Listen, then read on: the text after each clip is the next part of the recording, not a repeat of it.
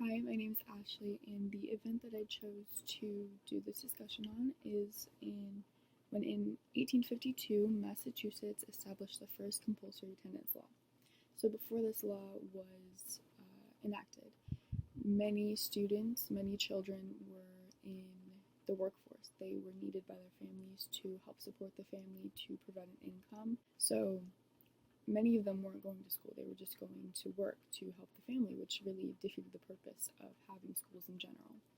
So, in 1852, the state of Massachusetts passed a law to require attendance, which was really good, but it was very weakly enforced, so it didn't get much traction. Not many people were following it.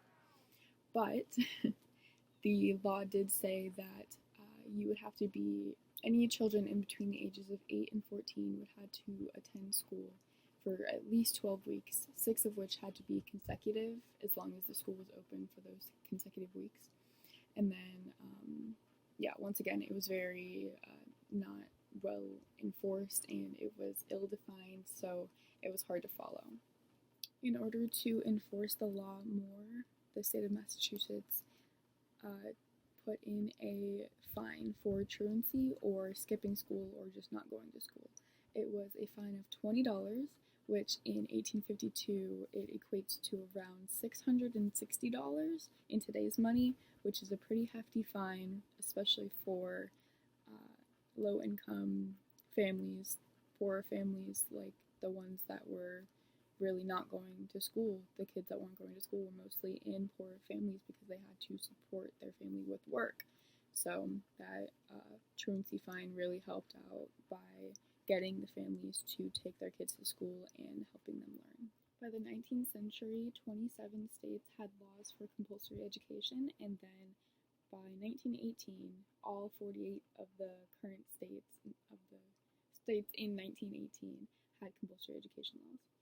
Nowadays, all 50 states, have compulsory education laws, and there are certain penalties for truancy or not going to school, just like there were in the 19th century. We do have excused absences from schools, like if you are injured or if there is a death in the family, but if there are a certain number, then you can end up getting your driving privileges taken away. You can get up to a $500 fine.